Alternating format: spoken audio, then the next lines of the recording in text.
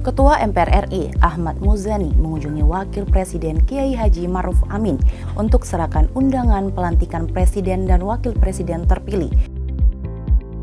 Agus Harimurti Yudhoyono menyatakan kesiapannya bergabung dalam Kabinet Presiden terpilih Prabowo Subianto. Jamie Llewellyn debut dan cetak gol bersama tim Panser. Selamat malam pemirsa setia Berita Nasional TV. Program Berita Nasional Malam kembali menyapa Anda. Malam ini kami akan sajikan berita-berita terpanas dan terupdate dari seluruh Nusantara. Mulai dari perkembangan politik, ekonomi, hingga isu sosial yang sedang hangat diperbincangkan. Bersama saya, Sanas Kairus.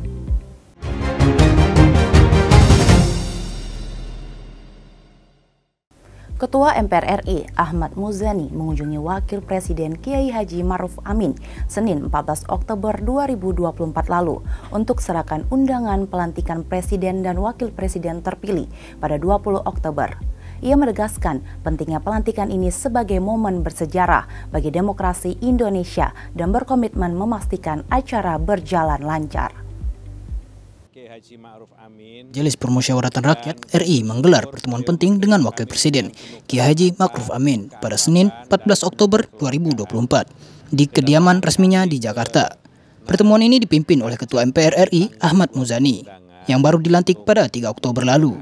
Dalam pertemuan tersebut, Muzani menyampaikan undangan resmi untuk menghadiri pelantikan Presiden dan Wakil Presiden terpilih yang dijadwalkan berlangsung pada 20 Oktober 2024. Ahmad Muzani mengungkapkan rasa syukurnya atas sambutan hangat dari Wapres, serta menekankan bahwa pelantikan tersebut merupakan momen bersejarah yang penting bagi demokrasi Indonesia. Wapres Ma'ruf Amin menegaskan harapannya agar acara pelantikan dapat disaksikan oleh seluruh rakyat Indonesia dan menjadi perhatian dunia internasional. Dengan dihadiri puluhan kepala negara dari ASEAN dan sekitarnya, MPR RI berkomitmen memastikan kelancaran pelantikan sebagai bagian dari pelaksanaan amanat konstitusi. Ahmad Muzani mengajak seluruh elemen masyarakat untuk bersama-sama menyukseskan proses ini demi masa depan demokrasi Indonesia yang lebih baik. Dengan senang hati dan beliau berharap acara itu bisa berlangsung lancar, baik, hikmat, dan berjalan dengan lancar. Beliau berharap seluruh bangsa Indonesia akan dapat menyaksikan prosesi pelantikan Presiden dan Wakil Presiden sebagai bagian dari proses demokrasi yang bisa berjalan dengan baik, apalagi akan disaksikan oleh puluhan kepala negara, kepala pemerintahan, baik ASEAN ataupun negara-negara tetangga lainnya yang akan menjadi contoh bagi prosesi dan suksesi kepala pemerintahan dari negara demokrasi seperti Indonesia. Presiden Republik Indonesia Joko Widodo meresmikan pelaksanaan instruksi Presiden mengenai pembangunan jalan daerah di Provinsi Aceh yang mencakup 24 ruas jalan dengan total panjang 196 km dan satu jembatan sepanjang 60 meter dengan total anggaran sebesar 686 miliar rupiah. Proyek ini bertujuan untuk meningkatkan konektivitas dan mobilitas masyarakat di Aceh. Presiden Joko Widodo meresmikan pembangunan 24 ruas jalan sepanjang 196 km dan satu jembatan sepanjang 60 meter di Provinsi Aceh sebagai bagian dari Instruksi Presiden 2023. Dengan anggaran mencapai 686 miliar, proyek ini bertujuan untuk memperbaiki infrastruktur transportasi di 14 kabupaten, termasuk Aceh Timur dan Biren. Presiden menekankan bahwa jalan dan jembatan sangat penting untuk mempermudah mobilitas orang dan barang, serta menurunkan biaya distribusi. Dalam sambutannya, Jokowi menyatakan bahwa jalan yang rusak menghambat pergerakan logistik dan menyebabkan harga barang menjadi tinggi. Dengan adanya pembangunan infrastruktur ini, diharapkan proses distribusi logistik akan menjadi lebih efisien, sehingga harga kebutuhan pokok di Aceh dapat lebih terjangkau. Proyek ini juga bertujuan untuk meningkatkan konektivitas antar wilayah, memudahkan mobilitas masyarakat, serta mendorong pertumbuhan ekonomi di daerah tersebut. Pembangunan ini tidak hanya berfokus pada peningkatan konektivitas dalam Provinsi Aceh, tetapi juga bertujuan untuk menghubungkan provinsi tersebut dengan daerah lain. Melalui perbaikan jalan dan jembatan, pemerintah berharap ekonomi lokal dapat berkembang lebih pesat, menciptakan efisiensi dalam distribusi barang, dan memberikan dampak positif bagi kesejahteraan masyarakat setempat. Jalan yang rusak akan menghambat mobilitas logistik yang nanti juga akan berpengaruh pada harga-harga yang diterima oleh masyarakat. Oleh sebab itu, pada tahun 2023 ada Inpres Jalan Daerah dalam rangka membangun, dalam rangka memperbaiki jalan-jalan rusak, jembatan-jembatan yang rusak. Dan hari ini akan kita resmikan 24 ruas jalan sepanjang 196 km dan juga jembatan sepanjang 60 meter yang menelan biaya 686 miliar rupiah khusus di Provinsi Aceh. Agus Harimurti Yudhoyono, Ketua Umum Partai Demokrat, menyatakan kesiapannya bergabung dalam Kabinet Presiden terpilih Prabowo Subianto. Ia mengaku merasa terhormat dan bangga atas penunjukannya Presiden terpilih Prabowo Subianto.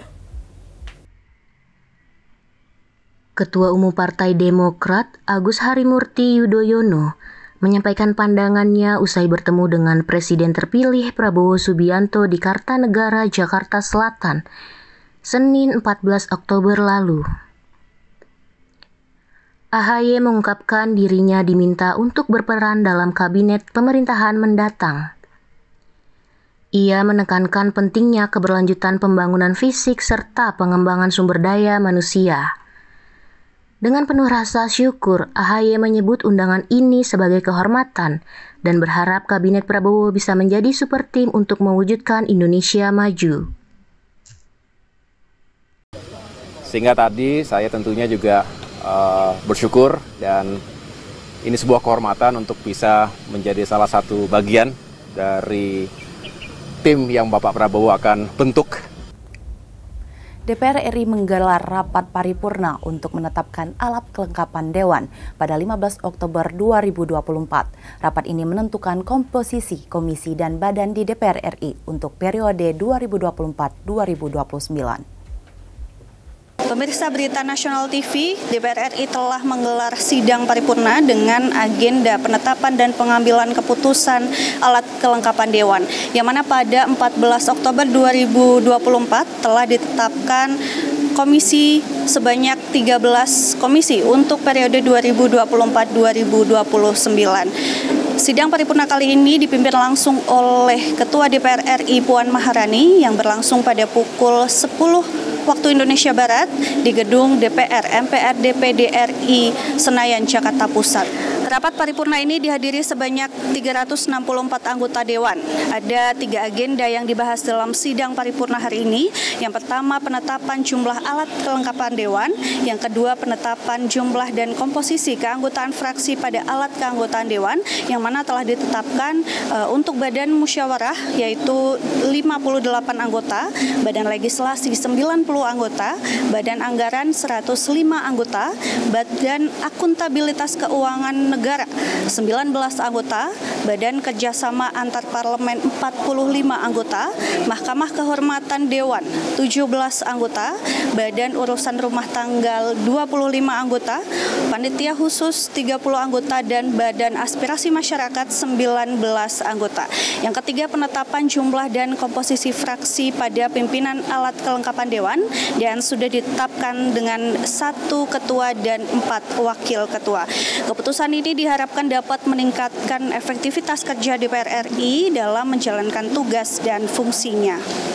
Dari Gedung Parlemen, Jakarta, Ajeng Tiara Dewa melaporkan untuk Berita Nasional TV.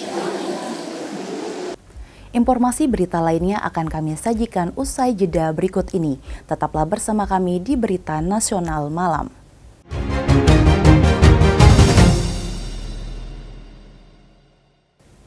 Presiden terpilih Prabowo Subianto memanggil Menteri Dalam Negeri Tito Karnavian ke kediamannya di Kertanegara, Jakarta Selatan.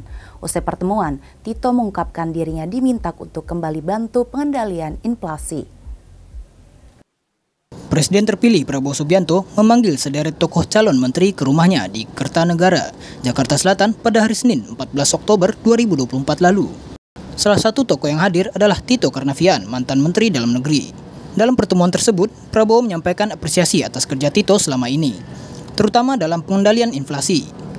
Tito mengungkapkan dirinya diminta untuk melanjutkan tugas tersebut di kabinet baru Prabowo. Ia menegaskan kesiapan untuk melanjutkan pengendalian inflasi. Tito menambahkan, ia akan terus menjalani tugasnya setiap minggu, sampai ada arahan lebih lanjut dari Presiden terpilih. Kemudian beliau karena sudah cukup kenal selama lebih kurang 5 tahun sama-sama, dia menyampaikan bahwa apa yang dikerjakan Pak Tito sudah saya tahu persis. Ya, apalagi kita sering rapat bersama, sering mendengar pendapat Pak Tito. Saya menganggap bahwa Pak Tito layak dan cocok untuk membantu saya di kabinet berikutnya demi kepentingan masyarakat bangsa Indonesia dan mengeksekusi program-program beliau. Beliau meminta agar penanganan inflasi yang selama ini sudah terjaga baik, ya, itu agar diteruskan di masa beliau, dan saya sampaikan akan tetap saya laksanakan setiap minggu sampai ada perintah untuk dihentikan. Kira-kira gitu. Api melahap bangunan smelter pabrik asam sulfat milik PT Freeport Indonesia Senin 14 Oktober lalu. Insiden ini disertai suara ledakan kuat dan asap tebal. Beruntung tidak ada korban jiwa akibat peristiwa tersebut. Kebakaran melanda pabrik smelter PT Freeport Indonesia di kawasan Gresik pada Senin sore. Terdengar suara ledakan saat api berkobar. Para pekerja berlarian menjauh dan sebagian menaiki bis untuk menghindari bahaya ledakan. Pabrik smelter dibangun sejak 2018.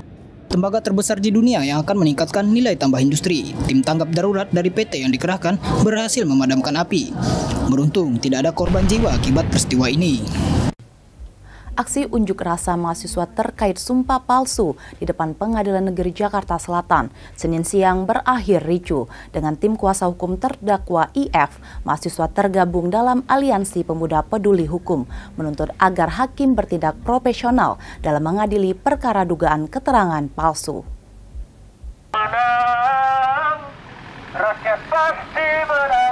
Puluhan mahasiswa dari Aliansi Pemuda Peduli Hukum menggelar aksi unjuk rasa di depan Pengadilan Negeri Jakarta Selatan Senin siang. Aksi unjuk rasa diwarnai ketegangan saat masa aksi yang sedang berorasi dihampiri oleh kuasa hukum terdakwa IF. Kuasa hukum terdakwa meminta agar para massa aksi dapat menunjukkan bukti atas tuduhan yang dilayangkan terhadap IF kliennya. Ketegangan makin memanas ketika kedua belah pihak saling beradu argumen tentang perkara yang sedang bergulir di Pengadilan Negeri Jakarta Selatan ini.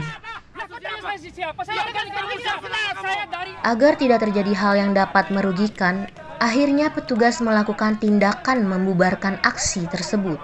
Menurut koordinator aksi dalam orasinya mengatakan, menuntut agar hakim bekerja profesional dalam mengadili perkara dugaan sumpah palsu atas terdakwa IF. Meski keterangan atau sumpah palsu tersebut disampaikan oleh mantan kuasa hukumnya terdakwa dalam persidangan. Sebelumnya diberitakan kasus konflik jual beli apartemen di kawasan Jakarta Selatan antara wanita bernama IF dan pengembang properti terus berlanjut. Terbaru Polda Metro Jaya gelar perkara khusus terkait kasus tersebut. Kedua belah pihak diketahui saling gugat sampai saudari IF menjadi tersangka kasus dugaan melakukan sumpah palsu. Penetapan tersangka tersebut menyangkut tuduhan membuat sumpah palsu yang dilaporkan oleh pihak pengembang pada tahun 2021. Dalam perkara ini diduga Ike Farida dalam keterangan palsunya itu melanggar pasal 242 ayat 1 KUHP. Aksi unjuk rasa juga terjadi di depan gedung Mahkamah Agung Jakarta Pusat. Ratusan massa dari berbagai elemen ini datang untuk mendesak kepada calon ketua Mahkamah Agung agar berani menolak peninjauan kembali atau PK terhadap terpidana kasus korupsi pengalian izin usaha pertambangan Mardani Maming. Aksi geruduk gedung Mahkamah Agung Gambir Jakarta Pusat dilakukan ratusan orang dari sejumlah organisasi kemasyarakatan. Aksi dengan membawa beragam poster dan spanduk diawali massa dengan melakukan long march dari Jalan Medan Merdeka Barat dan berakhir di Jalan Medan Merdeka Utara persis di depan gedung Mahkamah Agung. Dalam aksinya, massa mendesak calon Mahkamah Agung Sunarto berani menolak PK terpidana kasus suap izin usaha pertambangan Mardani Maming karena sudah 3 kali kalah dalam putusan pengadilan. Massa menilai MA tidak memiliki alasan untuk mengabulkan PK terpidana Mardani Maming. Selain itu, massa juga meminta Mahkamah Agung dapat menguatkan putusan dan menambah hukuman Mardani Maming, serta mengharuskan membayar uang pengganti sebesar 116 miliar rupiah dan subsidi 4 bulan penjara. Sebelumnya, pengadilan tingkat pertama telah memvonis terpidana Mardani Maming bersalah dengan hukuman 10 tahun penjara dan denda sebesar 500 juta rupiah. Mantan ketua HIMPI itu terbukti menerima suap atas penerbitan SK pengalihan izin usaha pertambangan OP dari PT Bangun Karya Pratama Lestari kepada PT Prolindo Cipta Nusantara saat dirinya menjabat sebagai Bupati Tanah Bumbu, Kalimantan Selatan. Informasi berita lainnya akan kami sajikan usai jeda berikut ini. Tetaplah bersama kami di Berita Nasional Malam.